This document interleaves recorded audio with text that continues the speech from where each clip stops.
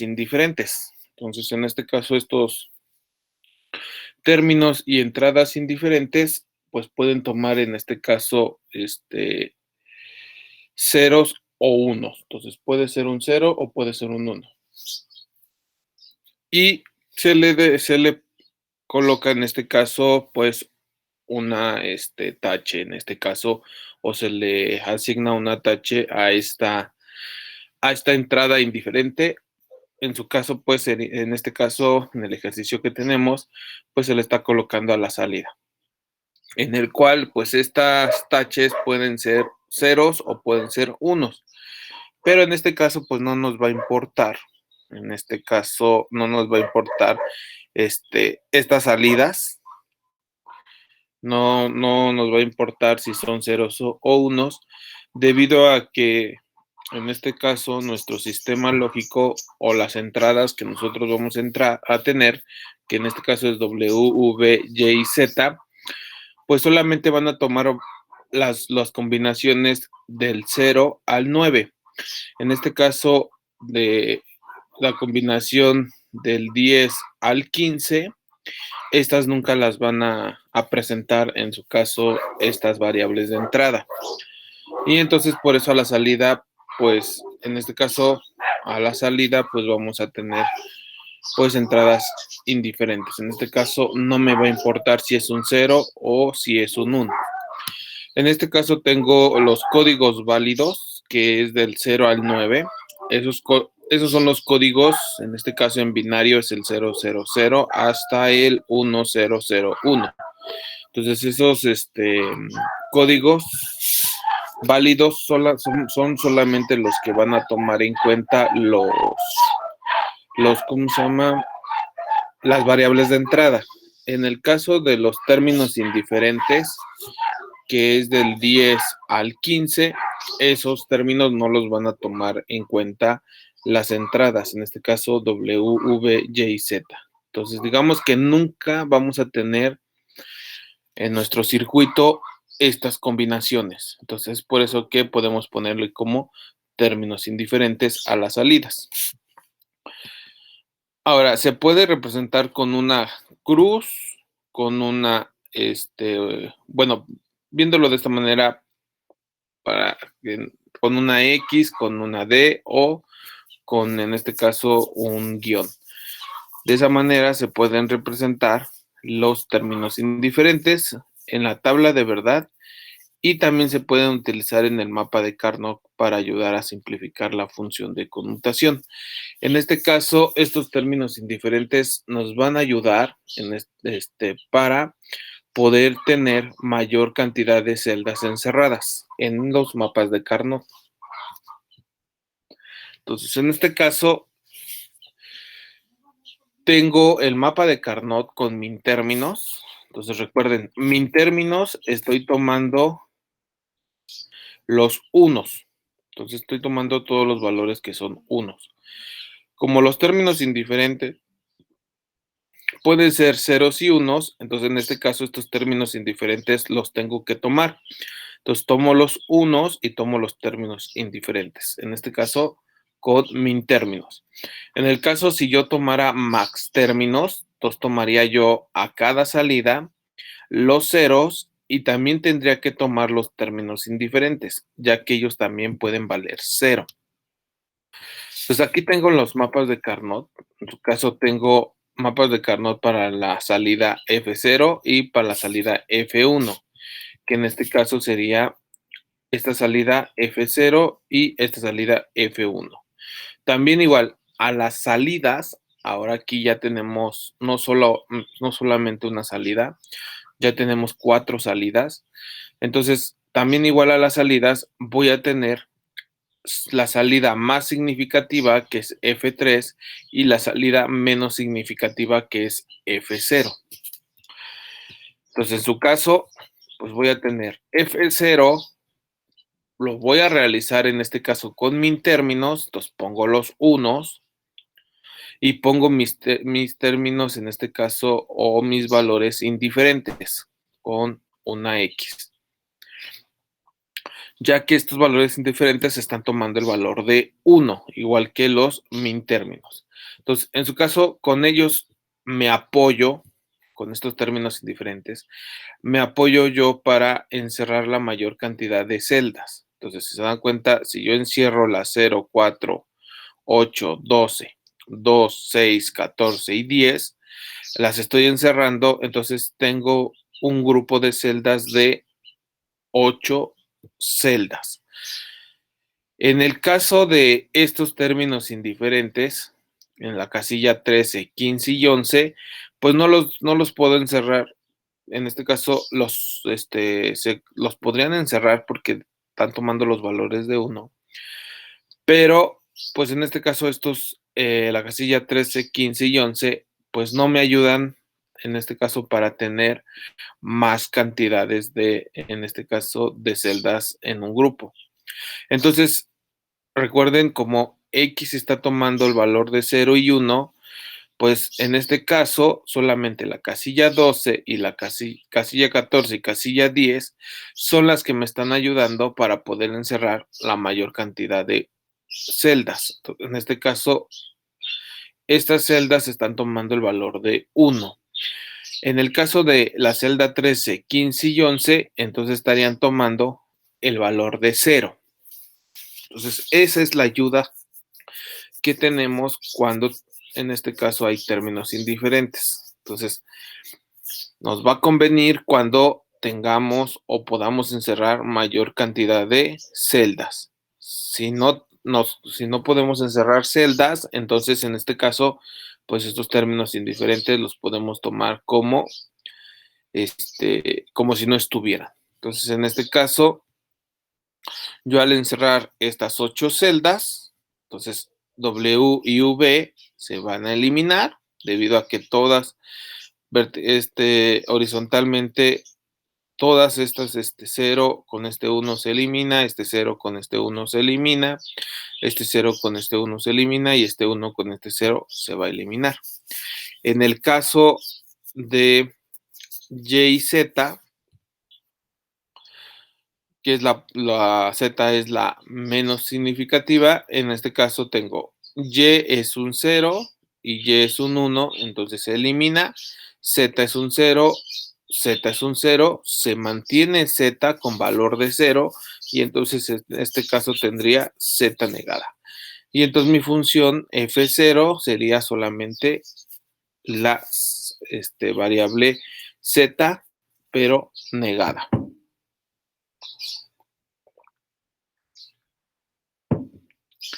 En el segundo mapa de Carnot que ven aquí, esta sería la función F1. Esta función F1, nuevamente estoy tomando lo que son los min términos y entonces empiezo a colocar lo que son los unos y también coloco mis términos indiferentes. Entonces, nuevamente me apoyo para encerrar la mayor cantidad de unos. Entonces, en este caso tengo 2 unos y hasta acá tengo un tercer 1. En la casilla 12, pues me apoyo con este término indiferente, lo coloco como 1 y entonces podría encerrar estas 4 casillas. De la misma manera, tengo aquí casilla 3, 7 y casilla 3 y 7, tengo unos, pero tengo términos indiferentes en la casilla 11 y 15. Entonces los puedo colocar como 1 y entonces puedo encerrar, en este caso, un grupo de 4 casillas. Entonces, de esta manera es como me puedo apoyar en este caso con los términos indiferentes para poder simplificar un poco más, en este caso, mi función. En el caso de la casilla 13, 14 y 10, pues los tomo como 0 para, en este caso, ya sea que los tome como 0 o, pues en este caso, pues aparecen, pero no los encierro, debido a que, pues no me puedo ayudar con ellos para poder encerrar mayor cantidad de unos.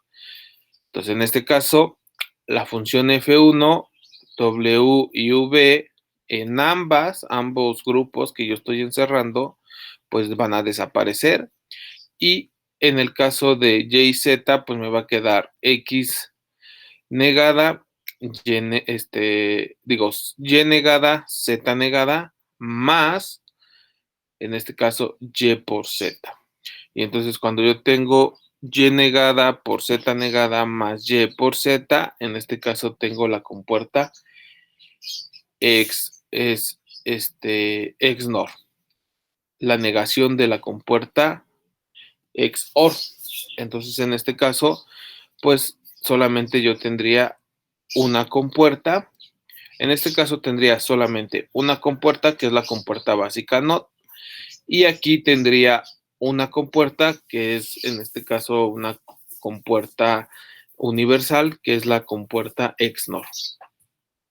Entonces, de esa manera me puedo yo ayudar con términos indiferentes para simplificar mi función. Entonces, vemos la función 2 y la función 3. Nuevamente, la función 2 coloco los unos y coloco los términos indiferentes. Vuelvo a apoyarme nuevamente con los términos indiferentes, en los cuales sí pueda ayudarme para encerrar los unos con mayor cantidad. Entonces, en este caso, aquí solamente puedo encerrar pues dos casillas, la 4 y la 12. Con la 1, la 3 me voy a apoyar con 9 y 11, y la 3 y la 2 me voy a apoyar con el 11 y el 10. Entonces, de esa manera, nuevamente ya encerré la mayor cantidad de grupos. En este caso, pues tengo dos grupos con 4 celdas y tengo un grupo con 2 celdas.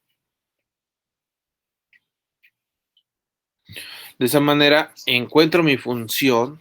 Entonces, tomo primero un grupo de 4 celdas. En este caso, pues,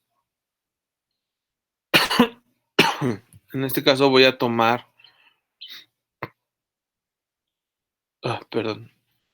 voy a tomar esta celda, estas 4 celdas, la 1, 3, 9 y 11. Entonces, en su caso, para la más significativa, que es W, tengo 0 y 1, se va a eliminar. V, tengo 0 y 0, se mantiene. Entonces tendría V negada, multiplicada por 0 y 1, se elimina y me queda en este caso 1 y 1 en Z, que me quedaría Z. Y el término sería V negada por Z. Entonces, aquí tengo ese primer término, V negada por Z. Tomo el otro término de 4 grupos de celdas, es el 3, el 2, el 11 y el 10. Entonces, nuevamente, W pues se elimina, me queda V negada, y en este caso, pues 1 y 1 en Y, me va a quedar Y, 1 y 0 en X, en Z, perdón, se va a eliminar Z. Entonces, en este caso me va a quedar V negada por Y. Entonces, en este caso es este término, tengo V negada por Y. Más, en este caso, pues, el grupo que yo encerré con dos celdas, que es el 4 y el 12. Y en este caso, pues, se elimina W, me queda V multiplicado por Y negada por Z, que sería este término, V por Y negada por Z negada. Y entonces mi función 2 me queda de la siguiente manera. V por Y negada por Z negada más V negada por Z más V negada por Y. Y de esta manera, pues ya tengo yo la función 2. Por último, voy a tener mi función 3. Nuevamente pongo mis unos en cada casilla correspondiente. Pongo los términos indiferentes. Encierro la mayor cantidad, en este caso, de celdas. Entonces tengo la celda 12, 13, 8 y 9, que estoy encerrando 4 celdas. Estoy encerrando también 4 celdas, que es la 5, 7, 13 y 15, y la 7, 6, 15 y 14. En este caso, los términos, las celdas 11 y 10, esas no las estoy tomando en cuenta, ya que son términos indiferentes, entonces aquí tendría yo ceros. Entonces, en su caso, pues, el primer grupo, que es este que tengo aquí, estaría determinado por W, se elimina V, me queda Y negada. Entonces me queda W por Y negada, que es este término que tengo aquí. Más El segundo grupo que yo tengo, en este caso me queda W, se elimina, me queda V, y en su caso se va a eliminar Y y me queda Z. Entonces me quedaría V por Z. Más el siguiente grupo, nuevamente se elimina W, me queda V, y en este caso se va a eliminar Z y me queda Y. Y me queda V por Y. Entonces la función 3 me queda W por Y negada más V por Z más V por Y. Y de esa manera yo ya tengo mi función 1, 2, 1, función 0, función 1, función 2, función 3, que serían en este caso mis 4 salidas. Entonces, ahora ya que tengo simplificada mis funciones, en este caso las simplifiqué por mapas de Carnot, debido a la tabla que me habían dado o que la tabla que yo generé. En este caso, los términos indiferentes son tomados como min términos, con el objeto de obtener una mejor minimización de circuito digital. Se utilizan menos compuertas, pero hay que tener cuidado de no colocar en la entrada del circuito la combinación de algún término indiferente. Entonces, en este caso nos mencionan que las salidas que tienen términos indiferentes en nuestro circuito no debemos de colocar, en este caso, esas combinaciones. Entonces, nuevamente les repito, en la tabla de verdad nos decían qué combinaciones son las que sí se van a realizar y qué combinaciones son las que no tenemos que realizar en este caso. Entonces, ¿por qué la respuesta del circuito presenta una salida no deseada? Por lo tanto, para no cometer errores, se debe de estar seguro que ninguno de los términos indiferentes estará presente en la entrada del circuito. Entonces, nuevamente, ahí hay que asegurarse que las salidas que son indiferentes, sus entradas, sus combinaciones con las entradas, pues no las debemos de colocar nosotros en el circuito, ya que si no, pues en su caso puede haber error en nuestro circuito, en este caso electrónico, puede haber en este caso error. Entonces, este es el circuito ya con el diagrama de bloques, ya con las 4 entradas y las 4 salidas. Entonces, nuevamente F0 solamente era con la compuerta negada y teníamos que negar a Z. F1 es la compuerta XNOR con Y y Z. La compuerta F2 está de esta forma y la compuerta F3 está de esta manera.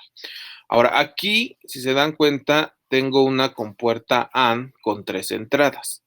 Entonces, en diagramas de bloques, me puedo ayudar para poder colocar, en este caso, una compuerta AND con 3 entradas.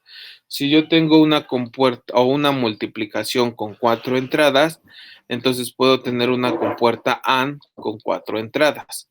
En este caso, en el diagrama de bloques. En el caso del circuito, ya en simulación, en el circuito de simulación, también existen compuertas con 3 entradas, con 4 y creo que me parece con 5 entradas. Entonces, las más comunes son las de 2 entradas. Pero ya cuando ustedes ya realicen su circuito electrónico, creo que sí hay compuertas con 3 entradas, pero creo que es las máximas que tienen es esa cantidad de entradas. Creo que en algún momento yo las vi, pero con lo que más trabajamos son compuertas con 2 entradas. Ahora, el chip, en este caso, el chip ese chip electrónico, pues viene compuesto por compuertas de 2 entradas y en este caso, pues en cada chip vienen 4 compuertas AND. Entonces, en cada chip, pues vienen en este caso 4 compuertas AND. Hay chips que vienen con 6 compuertas AND y no me acuerdo si hay con 8 compuertas AND, que son chips un poquito más grandes. Pero nuevamente les digo, en el circuito de bloques, que es el que estamos viendo, ahí sí podemos poner compuertas con 3 entradas, compuertas con 4, con 5, entonces con n entradas, para poder reducir en este caso, pues la cantidad de compuertas. Pero ya cuando lo pasemos en este caso al circuito o a la simulación, solamente utilizaríamos compuertas con 2 entradas. Entonces hay que tener cuidado porque pueden generar ustedes su circuito de diagrama de bloques y pueden decir, pues necesito, en este caso esta compuerta negada no la estamos utilizando, entonces solamente necesito 3 compuertas negadas, necesito una compuerta XNOR, necesito 1, 2, 3, 4, 5, 6 compuertas AND, necesito 1, 2, 3, 4 compuertas OR. Entonces, hacen la simulación y entonces se dan cuenta que esta compuerta de 3 entradas, pues no solamente es una, ahora necesitamos 2. Entonces, ese es el detalle que tiene al poner compuertas con mayor cantidad de entradas. Que ya cuando hacemos la simulación, que son compuertas de 2 entradas, pues ahí vamos a tener que tener una compuerta AND extra. Y también en el circuito, en este caso electrónico, pues ahí también igual, ustedes a lo mejor compran, son 1, 2, 3, 4, y en su caso, pues compran 2 chips con 4 compuertas AND, entonces pues sí van a poder utilizar esos 2 chips. Pero pues puede dar la casualidad que tienen 8 compuertas AND y una es de 3 entradas, entonces serían 9 compuertas AND, y da la casualidad que compran 2 chips de 4 compuertas cada uno, que serían 8 compuertas AND, y entonces les va a faltar una compuerta y da la casualidad que pues entonces ya no tienen otro chip y ya no pueden generar su circuito. Entonces, eso es lo inconveniente de poner en este caso entradas con mayor cantidades, con puertas con mayor cantidades de entradas. Entonces, en eso hay que tener cuidado. Pero en diagramas de bloques, nuevamente les repito, sí pueden colocar en este caso compuertas con n entradas. Entonces, en este caso, este es mi diagrama de bloques y lo que proseguiría sería armar lo que es nuestro circuito, en este caso, de simulación. Y después del circuito de simulación, pues continuaríamos continúa en laboratorio, que no vamos a tener nosotros laboratorio, pero se continúa en armar el circuito electrónico. Entonces, en este caso, cuando les pidan diseñe un circuito, entonces si les dicen diseñe un circuito digital, lo que tienen que hacer, si les dan en este caso la función, tienen que generar su tabla de verdad. En este caso tienen 2 opciones. Depende de qué si les dan indicaciones, pero si no les dan indicaciones y les dicen diseñe un circuito con esta función, con esa función tienen, digamos, 2 caminos, son similares, pero son 2 caminos. En el primer camino es simplificar la función, en este caso con álgebra. Entonces, tomando en este caso las leyes y los teoremas de Boole.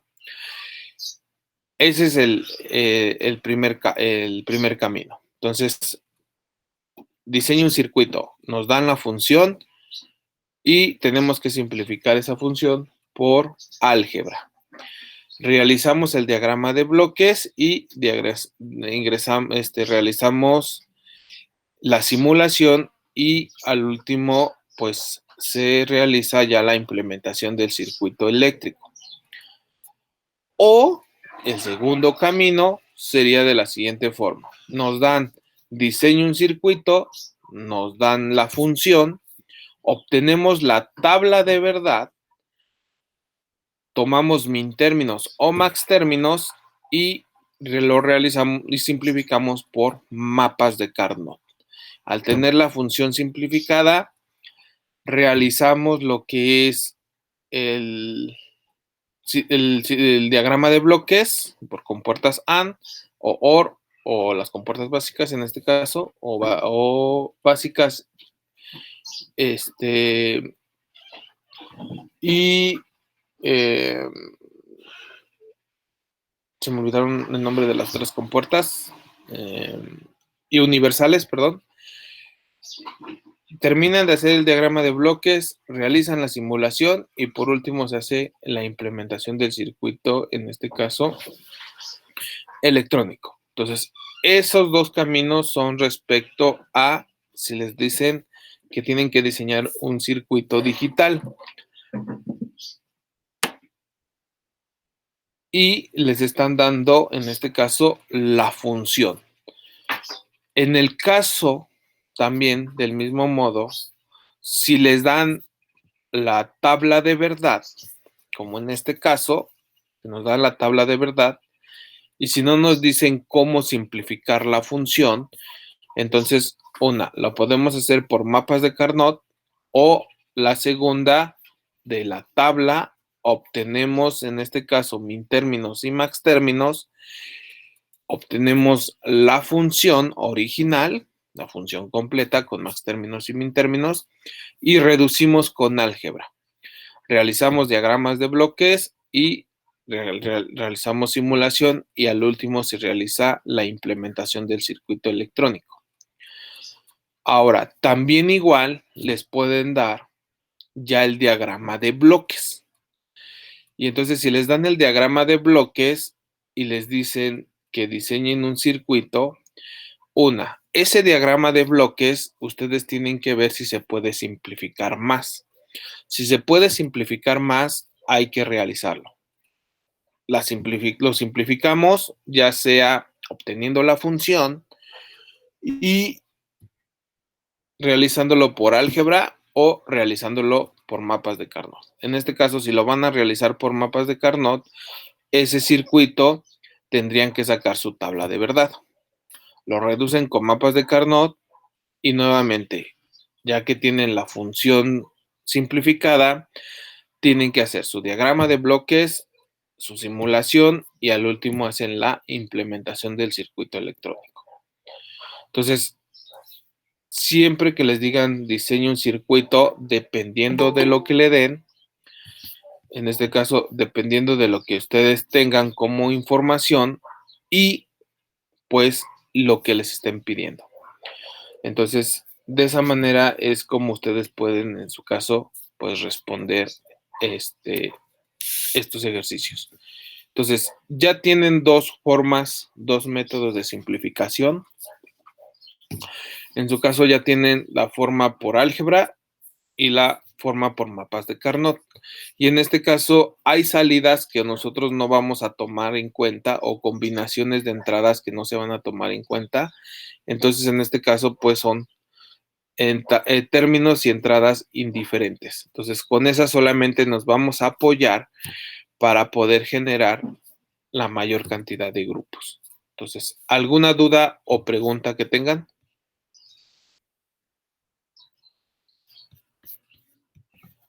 No, profe. No, profe. Ok, muy bien. Si no hay dudas o preguntas, en este caso continúo solamente la parte de ¿cómo se llama? De términos indiferentes, pues es para que ustedes vean el cómo podemos utilizar o cómo nos podemos apoyar de esos términos. Entonces, es lo mismo que estamos generando con mapas de Carnot, solamente que en este caso, esos términos indiferentes nos va a convenir tomarlos o no nos va a convenir tomarlos, en este caso, para encerrar los grupos de celdas. Entonces, ahí ya va a ser decisión de cómo están colocados nuestros unos en este caso. Entonces, vamos a hacer más ejercicios, no se preocupen con mapas de Carnot, por lo menos 2 ejercicios más. Pero voy a dar esta parte de información porque la necesitamos debido a que ya vamos a empezar a utilizar lo que es el programa de simulación. Entonces, en este caso tenemos las características internas de las familias lógicas. ¿A qué le llamamos las familias lógicas? A las compuertas o a los, en este caso, dispositivos que vamos a utilizar. Hasta este momento hemos visto las compuertas. Entonces, los circuitos integrados digitales, que esos ya son en este caso, los chips electrónicos, están caracterizados por la tecnología de fabricación utilizada. Entonces, dependiendo de cada tecnología, es la familia lógica de la cual nos están mencionando aquí. La base de esta integración es de silicio, que junto a otros materiales usados como aditivos, ionización y dan características eléctricas transitorias y permanente de corriente, tensión, retardo de tiempo, etc. Entonces, estos circuitos integrados, su base, digamos, de lo que están compuestos, es por el material que se llama silicio. En este caso, el mineral que se llama silicio. Que internamente, estos circuitos integrados están compuestos por transistores. Ustedes no sé si algunos ya saben qué es un transistor. Eso los ven en... Lo estamos viendo en dispositivos electrónicos, profesor. Exactamente, en dispositivos electrónicos 1. Ahí empiezan a ver lo que son los transistores. Esos transistores también están por unión de materiales y uno de los materiales es el silicio, si no es el de mayor cantidad.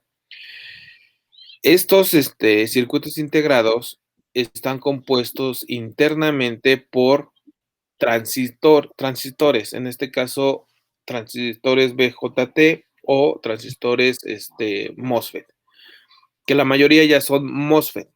Entonces, en este caso, están compuestos por silicio junto con otros materiales usados como aditivos. En este caso, no sé, en transistores, si ya lo vieron cuando estos transistores están dopados y cuando no están dopados. Entonces, es cuando el silicio entra en contacto con otro material o se ioniza y entonces empieza a generar lo que es el paso de la energía.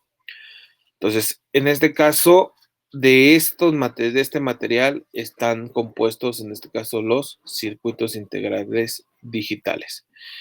Y es por eso que podemos tener corrientes, tensiones, que en su caso son voltajes, retardos de tiempo, tenemos retardos de tiempo, pero en microsegundos, son retardos que nosotros no los vemos, pero hay un retardo de tiempo. Hay disipación de potencia, hay pérdida de potencia. Entonces recuerden, ya son circuitos, en este caso electrónicos, que toda esa parte les afecta. En este caso, la temperatura también igual es un factor muy importante. Entonces hay que saber utilizar en este caso o saber seleccionar qué familia es la que podemos utilizar debido a en dónde nos encontremos, qué temperaturas, qué presiones. En este caso, nuestro circuito va a estar teniendo o va a presentarse. Entonces, todo eso hay que tenerlo nosotros en cuenta cuando diseñemos un circuito, en su caso, un circuito electrónico. Entonces, los componentes básicos de la integración son transistores bipolares, transistores FET, resistencias y diodos. Entonces, lo que están compuestos estos circuitos integrados son, nuevamente, les digo, transistores bipolares, transistores tipo FET, resistencias y diodos.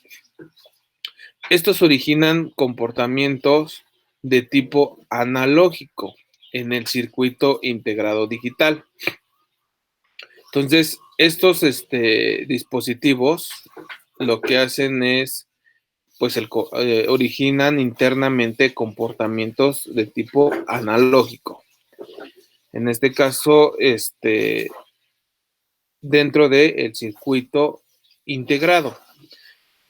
Y ya a la salida y a la entrada, digamos, a la entrada, ellos reciben niveles lógicos 0 y 1. En este caso, pues son, señales de entradas de corriente directa. Entonces, internamente son de tipo analógico, pero externamente, tanto a la salida como a las entradas, pues ellos reciben lo que son niveles lógicos ceros y unos.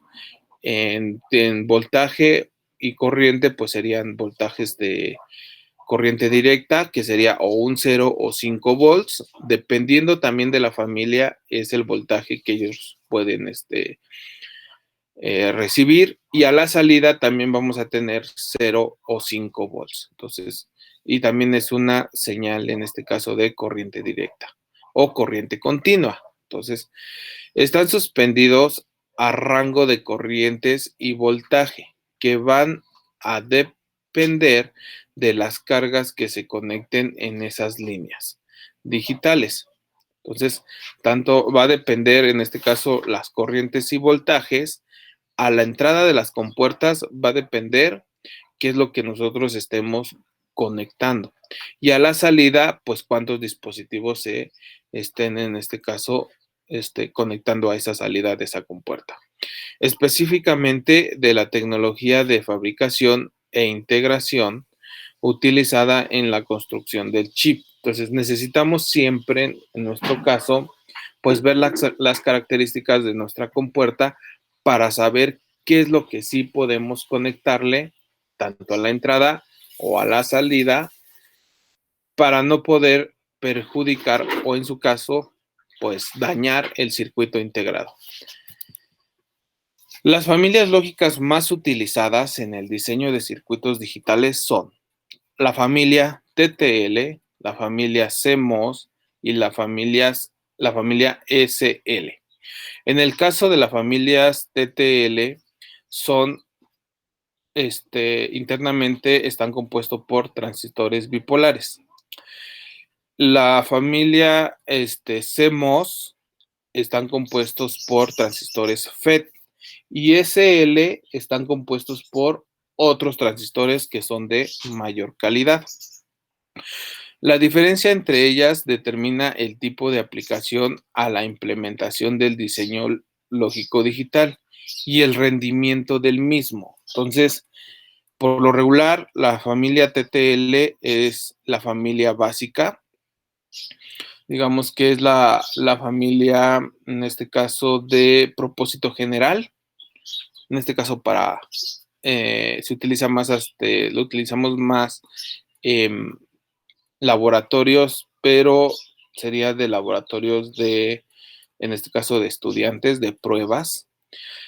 La familia CMOS, esa ya se utiliza ya para, en este caso, pues, fabricación de diseños, pero ya para empresas. Y la familia SL también nuevamente para empresas, o en su caso ya se utiliza para nivel militar.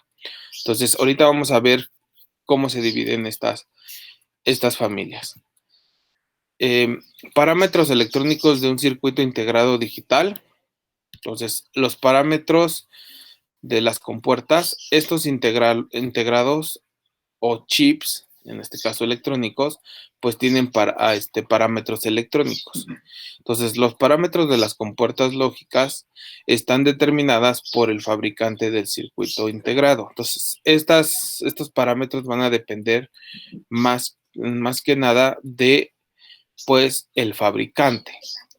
Y algunos de estos parámetros comprenden valores y rangos de corriente, voltaje, retardos de tiempo, disipación de potencia, margen de ruido y el famoso fan-out. Que el famoso fan-out es, en este caso, cuántas compuertas son las que yo puedo conectar a la salida de una compuerta. Entonces, ese es el famoso fan-out. Que luego este fan-out no nos percatamos de él y entonces a la salida de una compuerta colocamos N compuertas y nuestro dispositivo no funciona. Pero es porque esta compuerta de salida que estamos conectando varias compuertas, pues no tiene la capacidad o la corriente que necesita para poder alimentar todas las demás compuertas. Entonces, eso te lo vamos a ver, no se preocupen.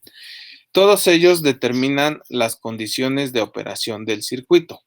Consumo de corriente que suministra la fuente. Entonces, en este caso necesitamos una fuente, en este caso fuente de voltaje de corriente continua o corriente directa. En este caso también igual el consumo de temperatura de trabajo, ¿qué quiere decir? Que internamente el chip, como está haciendo conmutaciones de entradas y salidas de 5 volts a 0 volts al instante, entonces llegan a internamente afectar ese mecanismo que están haciendo o esas conmutaciones que están haciendo, pues empiezan a generar lo que es temperatura. ¿Qué quiere decir? Que empieza a calentarse el chip debido a que a lo mejor lo cargamos o en su caso, pues pusimos más compuertas que de las que no se debe de considerar. Tiempo de propagación de las señales en los acoplamientos de compuertas. Esto es muy importante. Hay que saber qué tipo de señales a la entrada de cada compuerta pues se debe de acoplar. Entonces, si tenemos una señal, no sé, analógica y la queremos meter a la entrada de una compuerta, en este caso, cualquier compuerta básica o universal, pues esa señal de entrada no es la ideal para ese tipo de compuertas. Entonces necesitamos hacer un acoplamiento. En este caso, esa señal analógica la tenemos que hacer un arreglo o un acoplamiento para poder meterlas a las compuertas, en este caso como corrientes continuas o en su caso pues señales digitales. Tenemos ruido externo, también ruido interno de las compuertas. En este caso, las compuertas también generan ruido interno, en este caso por los campos magnéticos y eléctricos que se generan entre ellos. Recuerden que también si se genera un campo magnético, a la par están generando un campo eléctrico. Y en el caso, si están generando un campo eléctrico, en paralelo, se está formando en este caso un campo magnético. Entonces, esos ruidos también igual nos pueden afectar en este caso en nuestro circuito. Los tipos de tecnologías, en este caso nuevamente las familias TTL, CMOS, SL, etcétera, hay muchas más familias, diferencian estas condiciones de operación y es aquí donde el diseñador debe tomar las precauciones necesarias a la hora de implementar un circuito digital. Entonces, dependiendo del diseño que ustedes realicen, pues va a depender qué familia van a utilizar. Si van a utilizar TTL, CMOS, SL o otras más familias que son de mejor calidad. En este curso que estamos llevando, en este caso Electrónica Digital 1, solo veremos la tecnología TTL, que es las de propósito general. Entonces, en este caso tenemos niveles lógicos. Los niveles lógicos son los niveles altos y nivel bajo, que lo podemos poner en este caso como nivel H o nivel L de las entradas y salidas digitales. Tienen rangos fijos dentro de una misma familia lógica. Entonces, si utilizamos la misma familia lógica, pues los rangos siempre van a ser los mismos. Si combinamos en este caso familias, en este caso TTL y CMOS, ahí tienen en este caso rangos distintos. Entonces hay que hacer acoplamientos. Sin embargo, existen pequeñas variaciones entre las subfamilias. Entonces, las familias serían TTL, CMOS, SL.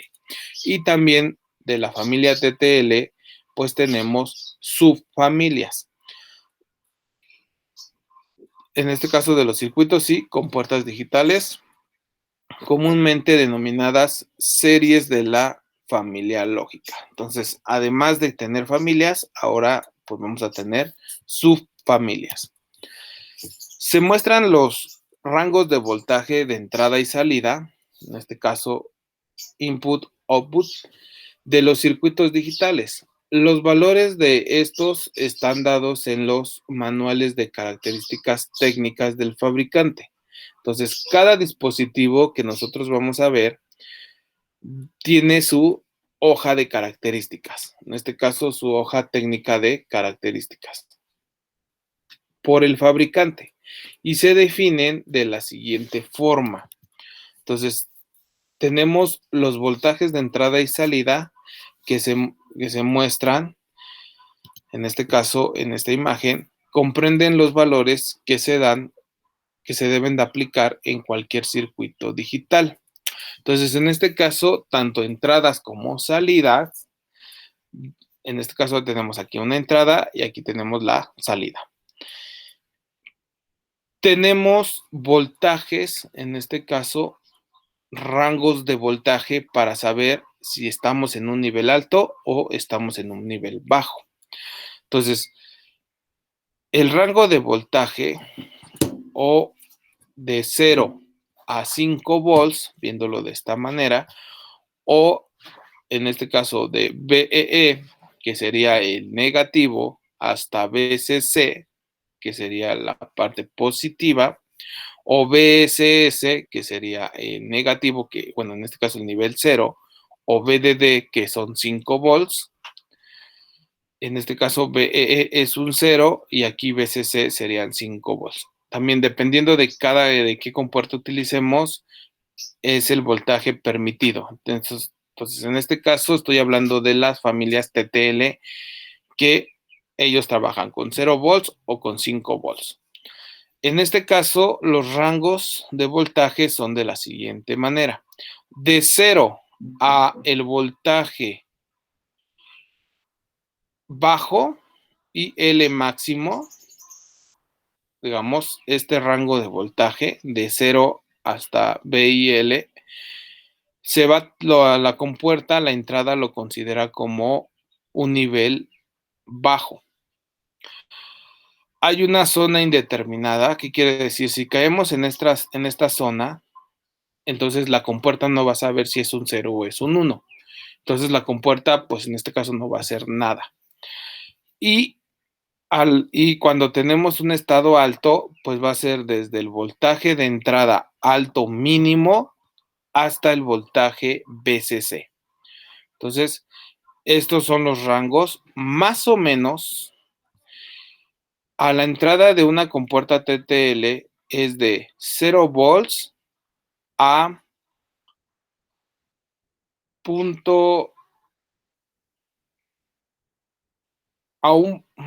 creo que a 0.8 volts o 0.4 volts. En este caso, de 0 a 0.4, dejámoslo de esta manera, a la entrada lo va a ver como un estado, un voltaje lógico bajo o un cero lógico, lo va a ver con un rango de 0 a 0.4 volts. En el caso de un estado alto o un lógico 1, va a ser desde 4.5 volts hasta 5 volts. Entonces, ese es el rango en el cual pues la compuerta puede identificar si es un estado, si es un 1 o si es un 0.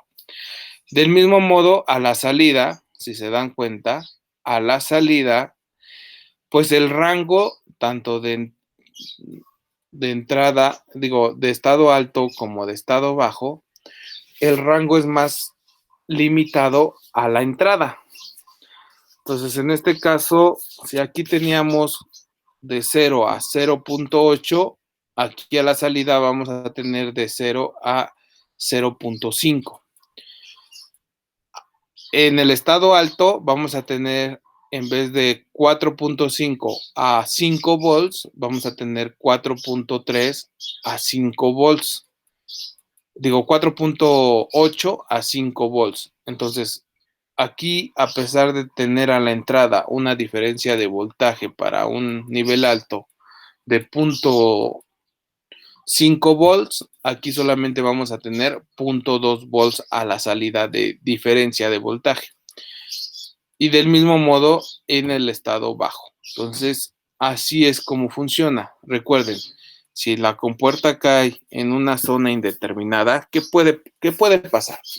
Que a lo mejor a la entrada ustedes tienen 3 volts como estado alto y como estado alto tienen 3 volts. Entonces caemos en la zona indeterminada. Entonces en este caso la compuerta pues no va a hacer nada, va a decir no es un 0 ni es un 1. Entonces no sé qué me estás mandando, entonces yo no genero en este caso nada a la salida. Ahora, en estado bajo, a lo mejor ustedes su fuente de voltaje está mandando voltajes negativos. Entonces, en este caso, al tener voltajes negativos, pues también yo no podría, la compuerta no sabría si es un estado bajo o es un estado alto. Entonces, hay que tener también cuidado, en este caso, con sus fuentes de voltaje, que sean siempre 0 y el voltaje VCC en este caso.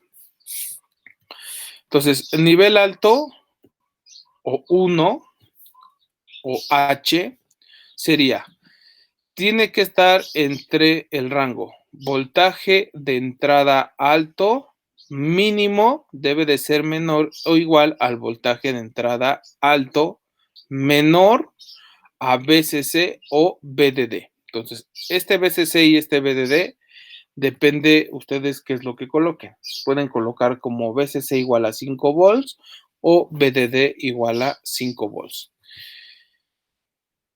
Este sería la entrada y lo que significa es entrada o lo que significa es salida. En este caso, I significa input o es output. Entonces, en este caso, voltaje de salida en nivel alto mínimo debe de ser menor o igual al voltaje de salida en nivel alto menor a VCC o VDD. Entonces, siempre por lo regular debemos de estar por debajo de VCC o VDD. Si sobrepasamos VCC o VDD, lo que puede generar es una sobrecarga en la compuerta y la podemos dañar. En el nivel bajo, 0 o L, necesitamos el voltaje de entrada bajo máximo debe de ser mayor o igual al voltaje de entrada bajo. Entonces, este voltaje debe ser mayor o igual a VE o VSS. Entonces, debe de estar entre este nivel a este nivel en la entrada.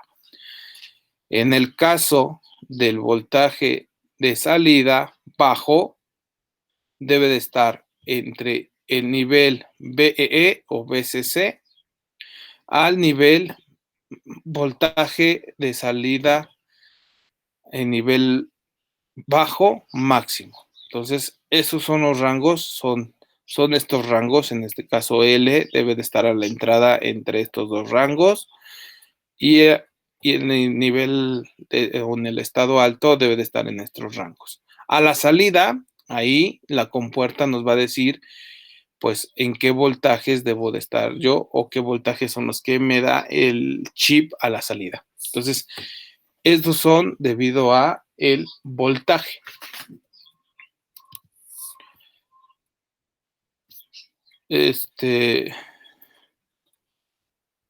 Ok, por ahí, ok, sí, todavía tengo tiempo. Ok, aquí tengo después los valores correspondientes. En este caso vimos el voltaje, cómo es que las compuertas, dependiendo de la familia lógica y las subfamilias, pues tienen ese comportamiento respecto al voltaje. Entonces tienen rangos de voltaje para estado bajo y rangos de voltaje para estado alto.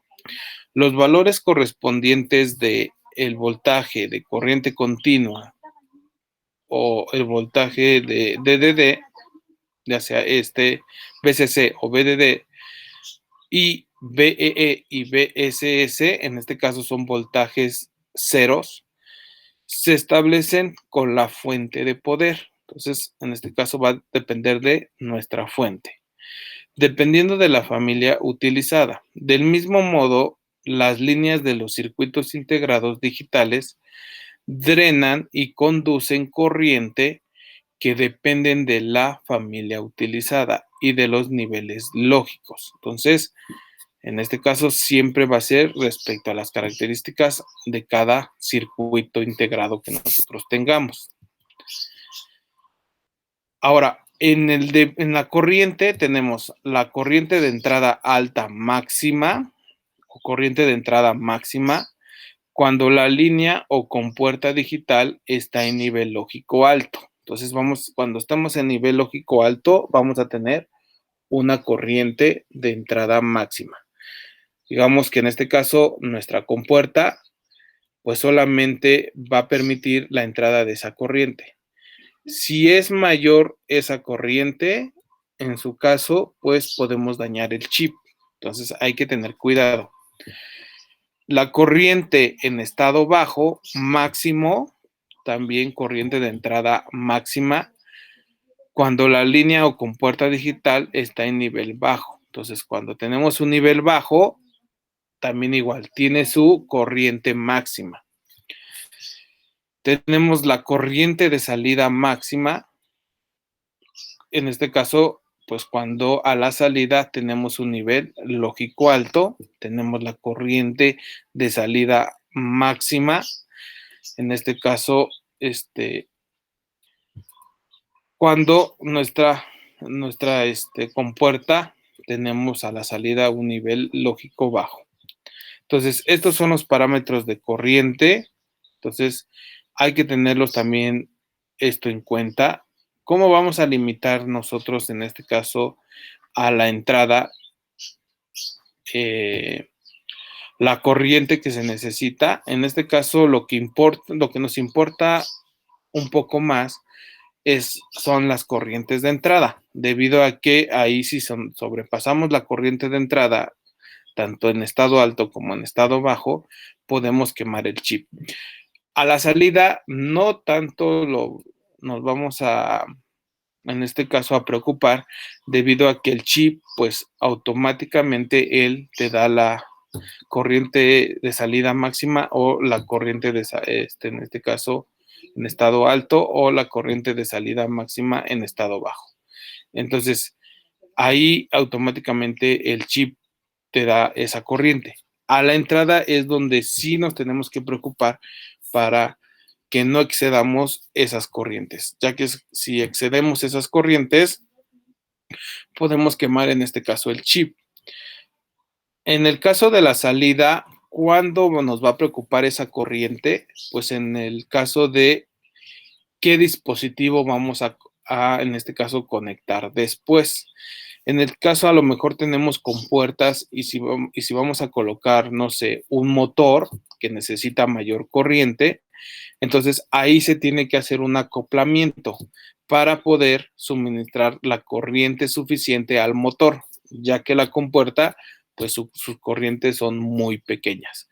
Entonces ahí es cuando necesitamos de un acoplamiento, un circuito de acoplamiento para poder, en este caso, aumentar la corriente. Entonces ahí es cuando nos vamos a preocupar, en este caso, pues qué carga es la que necesita y cuánta corriente necesita.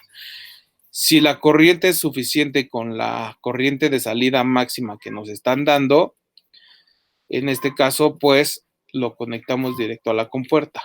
Pero si esa corriente es mayor, entonces a la salida de la compuerta no nos va a generar esa corriente y no vamos a poder, en este caso, encender el motor. Ahora, el motor a lo mejor él, por la pequeña corriente que le está suministrando, trata de encenderse.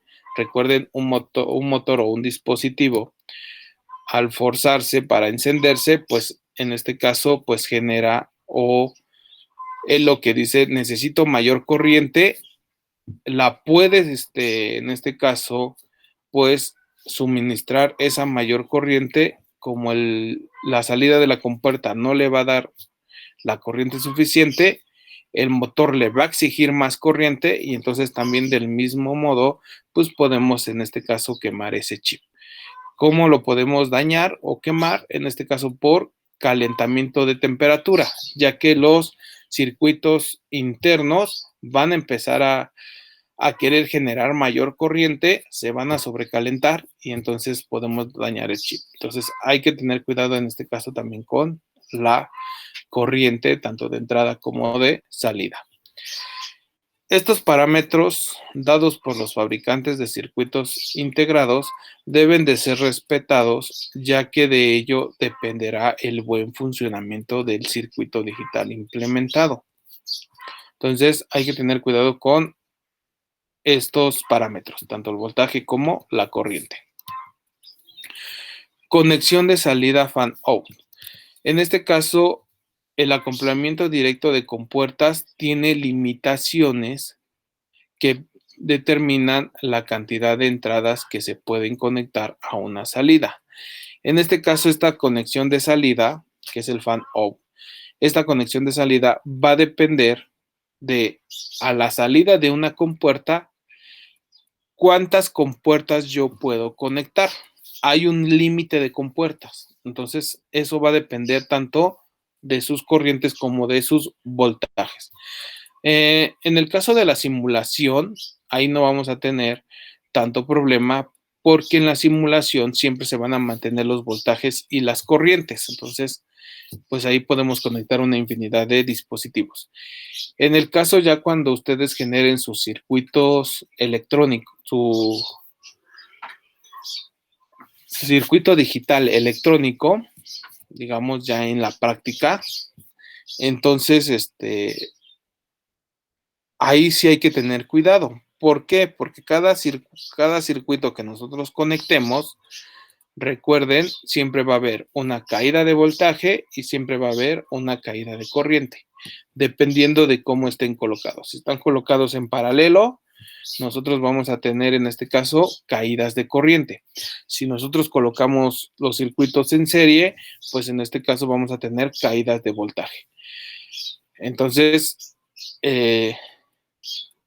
ya en la práctica hay que tener cuidado con eso porque no podemos conectar pues una cantidad infinita de dispositivos a una fuente, debido a que la fuente empieza a tener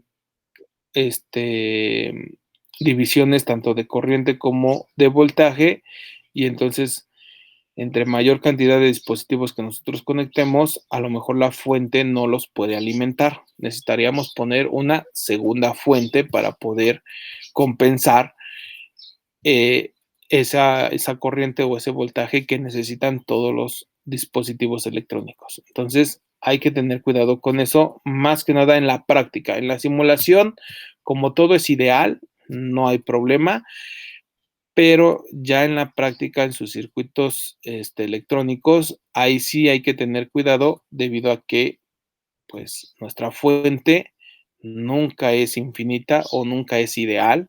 Tenemos pérdidas de voltaje y tenemos pérdidas de corriente. O en su caso tenemos consumos de corriente y consumos de voltaje. Entonces hay que tener cuidado con eso. Siempre en la implementación de sus circuitos. ¿Qué es lo que luego sucede?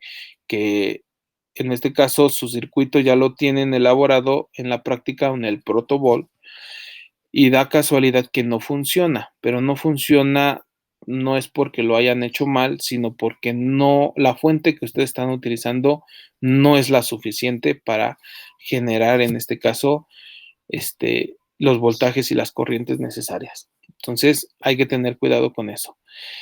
Esto es debido a que la corriente suministrada y absorbida en los distintos niveles de tensión de las compuertas. Entonces, dependiendo de esos niveles de voltaje y de corriente, pues en este caso de las compuertas que vamos a conectar a la salida de una compuerta, pues es la que va, esas corrientes y esos voltajes son los que están limitados. La conexión de salida de una familia es el número máximo de líneas de entrada que se le pueden conectar a la salida de un circuito o compuerta. Entonces, hay que tener cuidado. Recuerden, tenemos un voltaje y tenemos un voltaje y una corriente tanto en estado alto como en estado bajo a la salida de una compuerta. Entonces, esa corriente y esos voltajes son los que van a limitar cuántas compuertas yo puedo conectar a esa salida. Entonces, en este caso vemos este diagrama, tenemos esta compuerta NAND, que esta compuerta NAND, a su salida vamos a conectar N compuertas NOT. Entonces, en este caso, vamos a tener cuidado debido a que vamos a tener a la salida un voltaje alto o una corriente, aquí tendríamos el voltaje alto mínimo y tendríamos la corriente en estado alto máximo. Entonces, tanto de esta corriente como de este voltaje va a depender si puede alimentar todas estas compuertas. En el caso también igual, tenemos esta misma familia, aquí tenemos A igual en estado alto, entonces, en estado bajo, perdón, entonces tenemos aquí a la salida un estado alto. En este caso, A es igual a B igual a un estado alto, y entonces a la salida vamos a tener un estado bajo. Entonces, estas corrientes y estos voltajes son los que vamos a identificar, no a identificar, vamos a saber cuántas compuertas nosotros podemos colocar. Ahora, nos dice que cuando esta compuerta NAND, cuando está en estado bajo, en estado alto a la salida, esa corriente debe de ser mayor o igual a las N compuertas multiplicado por la corriente de entrada máxima en estado alto de cada compuerta. Y en el caso, cuando tenemos un estado bajo a la salida, pues hay que tener cuidado con la corriente en estado bajo a la salida debe de ser mayor o igual a M compuertas multiplicado por, en este caso, la corriente de entrada en estado bajo máximo. Entonces, aquí en estado, cuando tengamos a la salida de una compuerta un estado alto, pues va a determinar N, en este caso, cuántas compuertas vamos a tener que colocar. Pero también hay que darnos cuenta o tener la relación de cuando esté la salida de la compuerta en estado bajo, cuántas compuertas debemos colocar. Entonces, en este caso tengo N y aquí tengo M, que lo podemos obtener, en este caso, con estas ecuaciones.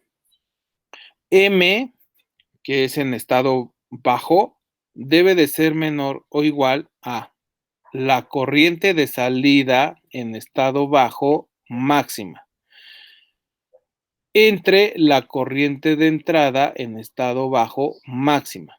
Entonces, en este caso, voy a tomar esta corriente de la hoja de características de esta compuerta y lo voy a dividir lo voy a dividir por esta corriente, pero esta corriente ahora va a ser de la hoja de características de la compuerta que yo estoy conectando. Entonces, si yo hago esa división de la corriente de estado bajo máxima de la salida entre la corriente de entrada en estado bajo máximo de las compuertas que yo estoy conectando, voy a obtener la cantidad de compuertas que yo puedo conectar. Del mismo modo, para el estado alto, nuevamente tomo de la compuerta de salida, tomo esa corriente en nivel alto máximo y lo voy a dividir por la corriente de por la corriente de entrada del nivel alto máximo, pero de las compuertas que yo estoy conectando. Como son la misma compuerta que yo estoy colocando, es la misma corriente. Entonces, lo divido y en este caso, pues voy a tener cuántas compuertas yo puedo conectar en estado alto, en este caso N, cuántas compuertas puedo colocar en estado bajo, en este caso es M. Y M y N deben de ser la misma cantidad.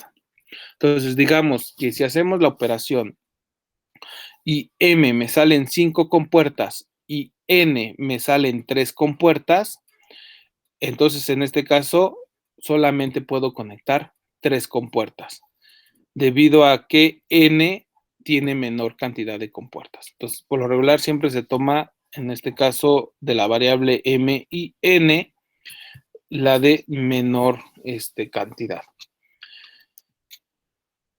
Las familias lógicas y sus respectivas series tratan de mantener la compatibilidad entre N y M, de forma que sean similares o iguales. Entonces, en este caso, como del mismo modo, M son 5 compuertas, N son 3 compuertas, pues deben de ser similares o iguales. Entonces, en este caso, tomo la de menor cantidad de compuertas, que en este caso serían 3. Entonces solamente podría yo conectar a la salida de esa compuerta solamente 3 compuertas. Entonces de esa manera es la conexión de salida y con eso funcionaría muy bien nuestro circuito. Debido a que si conecto más de 3 compuertas, en mi ejemplo que estoy dando, entonces pues no va a poder suministrar toda esa corriente a las compuertas y entonces voy a empezar a tener errores en mi circuito. Entonces esta conexión de salida es muy importante también. Margen de ruido. En este caso, los componentes y circuitos electrónicos son susceptibles a ruidos que pueden ser producidos por variaciones de temperatura, ruido ambiental. En este caso, pues, puede ser ruido ambiental por campos magnéticos o campos eléctricos. Inducción de transformadores. Entonces recuerden, los transformadores generan campos eléctricos y magnéticos por motores. Nuevamente los motores generan campos eléctricos, campos magnéticos. Los relay también igual. Ellos generan campos magnéticos conmutadores electrónicos. Entonces, por lo regular, siempre el ruido va a ser por temperatura o por ruido de otros dispositivos o ruidos internamente por nuestro circuito. Entonces, Margen de ruido, también igual, tienen las compuertas, tanto a la entrada como a la salida. Entonces, a la entrada, este es mi margen de ruido en estado bajo. Entonces, digamos que este nivel de voltaje es el margen de ruido bajo. Y este nivel sería el margen de ruido en estado alto. Entonces, puede ser que yo, mi señal de entrada o mi señal de salida tenga ruido. Entonces, en este caso, ¿cómo se genera cómo se ve ese ruido? Voy a tener yo mi señal y el ruido se ve que está encimada en mi señal. Entonces, si yo tengo una señal directa, una línea, encimada en esa línea se va a generar, en este caso, como distorsión de mi señal, pero no es distorsión de mi señal. En este caso, se está encimando un ruido tanto eléctrico como magnético. Entonces, las compuertas también tienen este margen de ruido. Entonces, en el estado alto, a lo mejor el ruido genera pequeños picos de voltaje por debajo del voltaje de salida alto, y entonces, pues con este margen de ruido, él pues considera que está en estado alto. Entonces, si se dan cuenta, es la diferencia de voltaje que se tiene tanto de entrada a salida, tanto en estado bajo como en estado alto. Margen de ruido estático en nivel alto, que sería el BNSH, que sería este margen de ruido, esta diferencia de voltaje, es la máxima variación permitida en el nivel alto de salida, dentro de la cual queda garantizado el reconocimiento como nivel alto en la entrada del otro circuito o compuerta de la misma familia. Entonces, en este caso, a lo mejor si se generan picos de voltaje de ruido por debajo de este margen, entonces ya entraríamos a la zona indeterminada y ahí ya la compuerta pues ya no te estaría dando la salida correcta. Entonces, tienen un margen de ruido muy amplio. Recuerden, en este caso, el ruido pues está en nanovolts, microvolts o milivolts. Entonces son, digamos, cantidades muy pequeñas, y pues aquí se ve que sí tienen un amplio, en este caso, este margen de ruido las compuertas. Entonces, en este caso sería el margen de ruido estático en nivel alto, sería igual al voltaje de salida en nivel alto mínimo menos el voltaje de entrada en nivel alto mínimo. Entonces, en este caso, al hacer esta diferencia, pues obtenemos este margen de ruido permitido que nosotros podemos tener. Entonces, puede ser que nuestro dispositivo tenga mal funcionamiento, entonces podemos ver si dentro de ese funcionamiento nuestras señales de entrada o nuestras señales de salida están generadas o están interrumpidas, en este caso, por señales de ruido. Podemos identificar ese rango de señales de ruido y con eso podemos verificar con este margen de ruido, ver si están dentro de ese margen. Si están dentro de ese margen, no hay complicaciones en este caso con el ruido. Entonces sería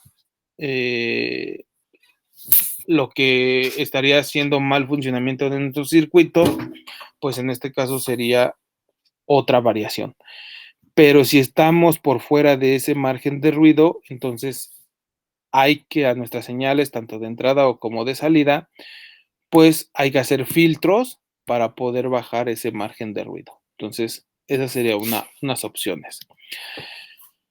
Después tenemos el margen de ruido estático de nivel bajo, digamos que es la máxima variación permitida en el nivel alto de salida, dentro de lo cual queda garantizado el reconocimiento como nivel bajo en la entrada del otro circuito o compuerta de la misma familia. Entonces, en este caso, pues sería el voltaje de entrada en estado bajo menos el voltaje de salida del voltaje, en este caso, bajo máximo. Y este es el margen de ruido que en este caso internamente tiene la compuerta. Entonces, hay que tener cuidado con este margen de ruido. Por lo regular, el margen de ruido, si tu circuito lo encapsulas bien o no, cuando hacemos prácticas, siempre siempre los profesores, o en este caso, decimos que tienen tendederos. Entonces, ¿por qué? Porque sus cables los dejan así muy grandes, los dejan con arcos, los dejan, digamos, de la esquina de la protobol a llegar a la otra esquina, están cruzando así un cable por arriba de todo su circuito, y entonces esos tendederos, que nosotros les llamamos, generan lo que es ruido eléctrico. Entonces empieza a fallar en este caso, sus circuitos. Entonces hay que tener cuidado con eso porque ustedes mismos provocan o generan ese ruido ambiental y entonces le perjudica a su circuito. Entonces, siempre les decimos, háganlo bien, no hagan tendederos. Entonces, eso sería lo más usual. Después, disipación de potencia y consumo de corriente. Entonces, esta disipación de potencia, ok, ya son las 10:05, perdón, ya me pasé por tiempo.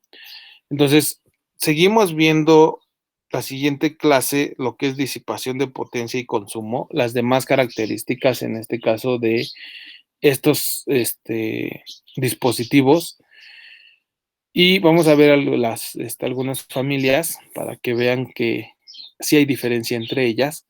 Entonces, pues nos vemos la siguiente clase.